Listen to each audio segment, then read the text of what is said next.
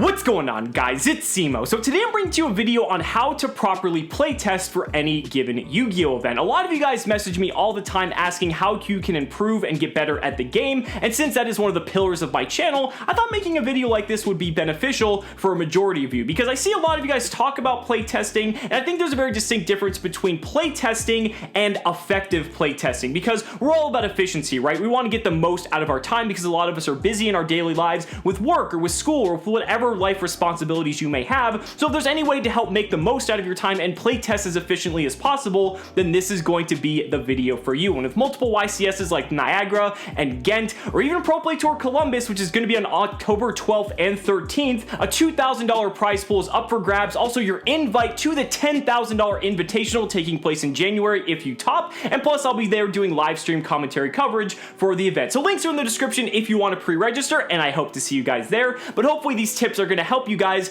make the most out of your playtesting. So without further ado, let's go ahead and get right into it. The first tip I want to give you guys is to definitely start taking advantage of a hypergeometric calculator. This is something that not a lot of players use because it involves math, and I know how much Yu-Gi-Oh players hate math, but this is something that can be extremely beneficial to you if you know how to use the tool correctly. Now, the thing is, this is more so catered towards your deck building, because when you're figuring out the different ratios of cards and the number of starter cards you may have in terms of how consistently you might see them in your going first or going second hands, this is something a lot of people don't also take advantage of in the testing process as well, because some players might just play hands of solitaire and just figure out how they can consistently see their combos, and that's perfectly fine. But if you know the math behind your cards and you understand that, oh, if you play X amount of a certain card in a Y card deck, then you're going to have the numbers and the math backing it to know that this is the proper number or the correct number of a specific card that you want to play. And especially when you're playtesting, you might come across a certain card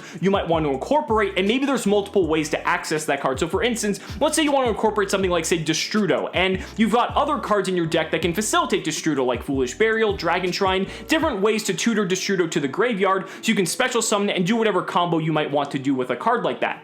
By using a hypergeometric calculator, you can then know how many different ways you have to access Destrudo, and then the percentage probability of you being able to see those cards in addition to whatever other combinations of cards you may have, so that way you know if it's a follow-up extender, or if you're going to see it enough that a card like this will matter by incorporating into your deck. Again, this is more catered towards your deck building, but you have to keep in mind that when you're playtesting, you might come across more cards that might be absolute blowouts. Maybe there's a side deck card that you want to play, and you can play 3 copies of it, but there's another card maybe in your main or side deck that can tutor that card as well, and you can play that card at 3, so there's actually 6 ways to get into one of your side deck cards. That then means that you can run the numbers in the hypergeometric calculator to know just what the probability chance is that in your going second or going first hand, you're going to see that specific card, especially going into games 2 and 3 where you are going to play more of your games because you play more games sideboarded than not. It's going to be very productive for you to know those percentages. So definitely take some time and learn how to use one of these calculators. It's super simple, and I'll have the link to this one of those calculators down in the description for you guys. My second tip for productive playtesting is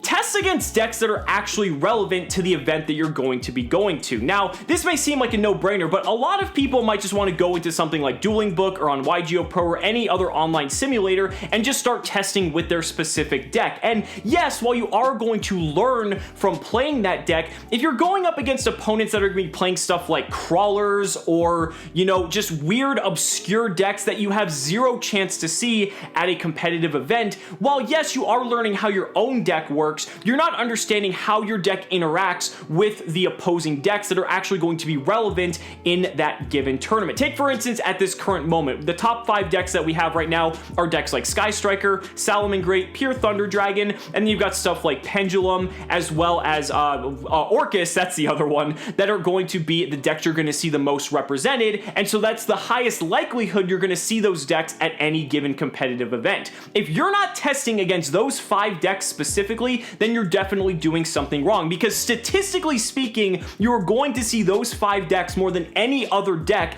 at this current point. Do keep that in mind. You can just apply this to any given metagame, but just keep in mind that if you're not playing against those decks, you're not really getting the most out of your playtime, because yes, while in a vacuum your deck may be good, it, if you go up against any of these decks and they have multiple layers of disruption if they go first, and then your deck just completely crumbles under that and you can't play through it, then maybe there's something wrong with the deck that you're playing. I see a lot of people make this mistake, and there isn't inherently anything wrong with it, but if you're really trying to get the most mileage out of your playtesting, you definitely need to make sure you know what decks to play against and know that those are the matchups you're going to expect to see the most. My third tip, and this is kind of an extension of the second one, is set up scenarios to play against so that way it simulates a real life tournament environment. What do I mean by that? Well, let's take for instance a deck like Orcus. Orcus is very good at establishing multiple disruptions if it goes first, and I think this is a very good baseline, especially considering it's one of the most represented decks at the moment. A typical Orcus board might have something like a Crescendo, which means then you have something like Galatea or Long Girsu to make sure that Crescendo is live. Then you also have some way to get Dingirsu back onto the field, maybe through Babel and Symbol Skeleton on your opponent's turn as another disruption,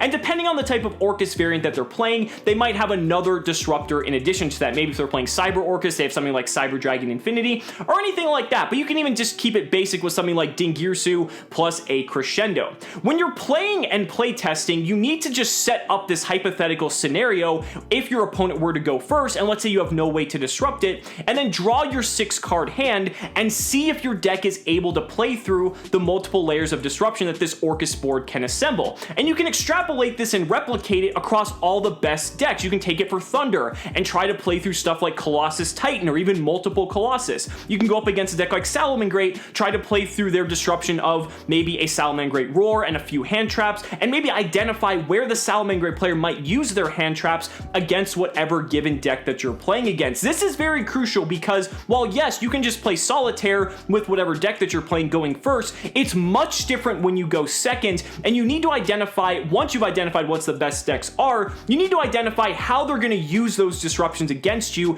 and where the choke points are of any given strategy. And the thing is, if you're drawing 6-card opening hands going second and you're not able to consistently break the boards of the top meta contenders, maybe this isn't a deck you should be taking to that event. When you see some of these rogue strategies emerging and managing to make the top cut, like say the top 16 zombie list from Pro Play Tour Philadelphia or the top 16 Mystic Mine list from Pro Play Tour Orlando, these players found that their decks actually had strengths against the top meta contenders, and that's why they were able to compete. They didn't just randomly pick a deck and decide, oh, I'm gonna take this to an event. They tested it against the best decks and found that, you know, Zombie World plus Super Polymerization is a really strong combo, or Mystic Mine still wrecks like 90% of the meta decks, especially if you can protect it. So by identifying these things, you're going to learn a lot more productively how to deal with the best decks, exploit the weaknesses of them, and start to see a lot more success. Now, my fourth piece of advice is always test with a group. Now, this may not always be ideal given the circumstances, but if you're planning on going to any major event, especially if you're going with friends,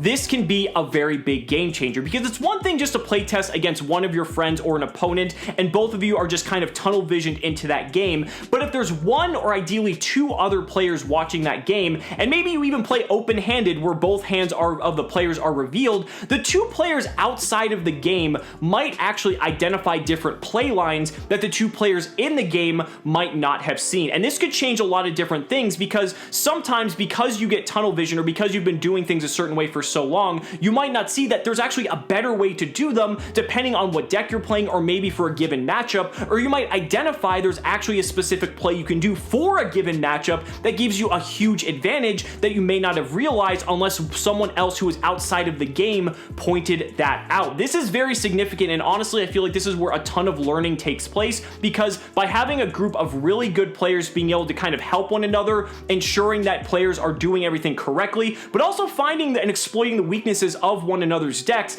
that's how you're going to learn the most in a very short amount of time. And this kind of leads to my fifth and final point too when it comes to playtesting, and this is something I see a lot of people making a mistake from. Always take back your moves if you don't do something optimally. The reason I say this is because there are going to be instances where you don't play properly, because no one plays perfect 100% of the time. However, you're playtesting, you can make mistakes, and the thing is, if you have other people helping watch your game and they identify that you did something incorrectly, by taking the move back and doing it properly, it's going to benefit both you as well as your opponent. It's going to benefit you because then you're going to learn how to do something properly when you're actually in the tournament environment, because if you practice properly, you're going to play properly. But for your opponent, It's also going to benefit them as well because they're actually going to have to play against the correctly played move, and maybe your opponent in the tournament playing a similar deck might not make the same mistake as you did in your playtesting. You always want to play to the most optimal of your ability because that's most likely how the players in the tournament are going to play as well, and the less room for error that you have and the less mistakes you make, especially in a long 8, 9, 10, 11 round tournament, that's where you're going to start to see more success, you're going to start to see more wins, and that's going to help you go the distance in these longer, more competitive tournaments. There's always going to be opportunities to learn, and if you take advantage of these tips, not only are you going to get the most mileage out of your playtesting, but it's going to help make you, as well as your group of friends, much better players. So guys, that's going to do it for the video. Let me know down in the comments what you guys think about any other advice you have for players looking to improve their playtesting game. I'd really love to hear your thoughts. So guys, thank you so much for watching the video. Be sure to like the video as always, subscribe to the channel for more amazing Yu-Gi-Oh content, and if you found this video helpful, consider supporting me on Patreon or becoming a YouTube channel member, because just by showing your support in any way that you can, you're investing in my ability to continue bringing you amazing Yu-Gi-Oh content. So thanks so much again, and we'll see you next time.